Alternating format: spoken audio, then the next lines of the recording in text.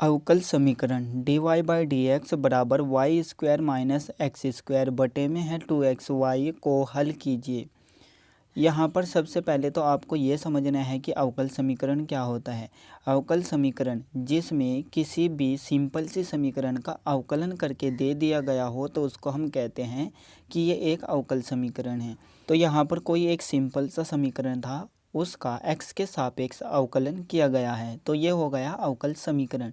तो इसमें सबसे पहले आपको क्या देखना है, x के पद और y के पद दोनों अलग अलग हो सकते हैं या नहीं। अगर हो सकते हैं तो इस प्रश्न को इसी तरह से हल कीजिए। अगर अलग अलग नहीं हो सकते तो यहाँ पर आपको ये देखना है कि जो ये फलन है ये समघातीय फलन है या फिर नहीं। तो कैसे पता चलेगा, देखिए यहाँ पर y की घात 2 है, यहाँ पर x की घात 2 है, तो ये हो गया समघातीय फलन। यहाँ पर x और y इन दोनों की घातों को जोड़ करके 2 होता है, यानी कि यहाँ पर भी घात 2 है, यहाँ पर भी और यहाँ पर भी, तो ये हो गया एक समघातीय फलन। तो यहाँ पर लिखेंगे चूँकि Y square minus X square तथा 2xy दोनों ही समघातीय फलन है,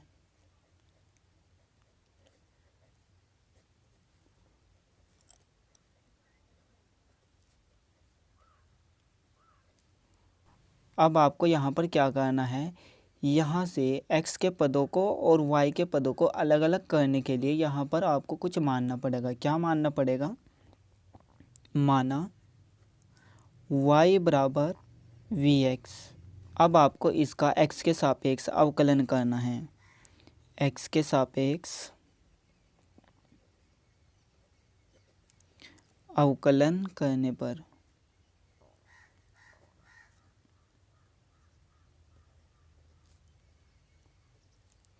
y का अवकलन हो जाएगा dy बाई डी एक्स बराबर, अब यहाँ पर दो फलन है, यहाँ पर हमें एक बार v को छोड़ना है, x का अवकलन करना है, प्लस का चिन्ह लगाना है, x को छोड़ना है, v का अवकलन करना है।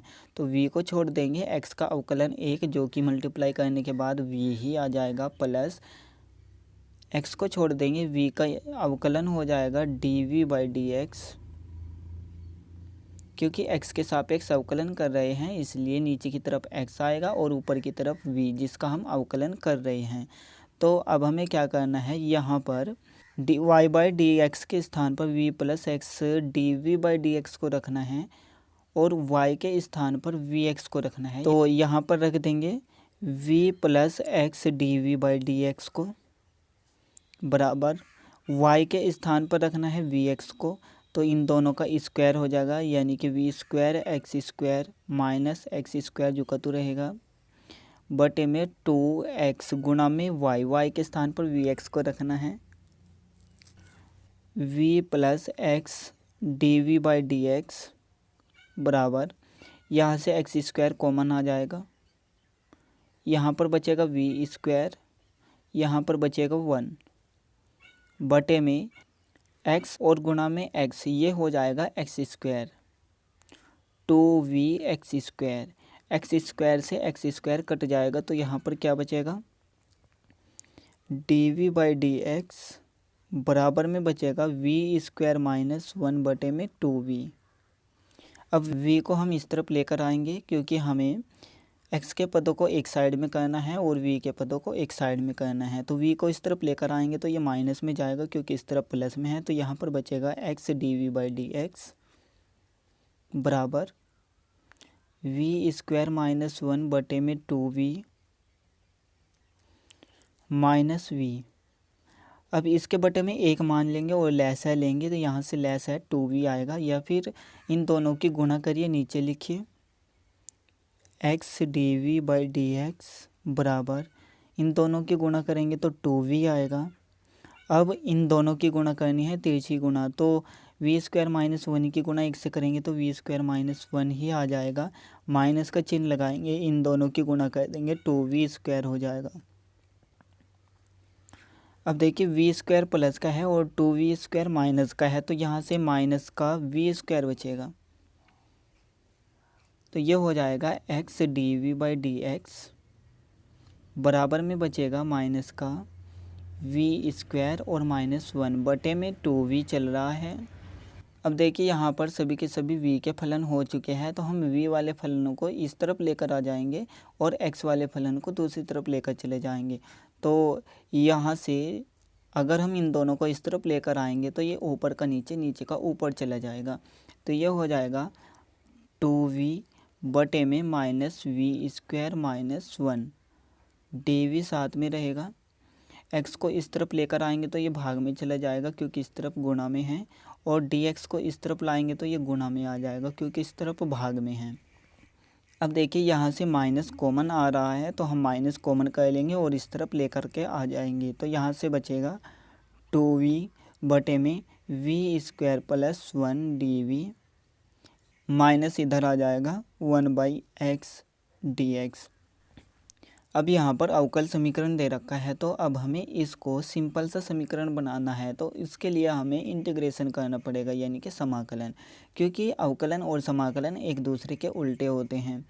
तो दोनों ओर समाकलन करने पर दोनों ओर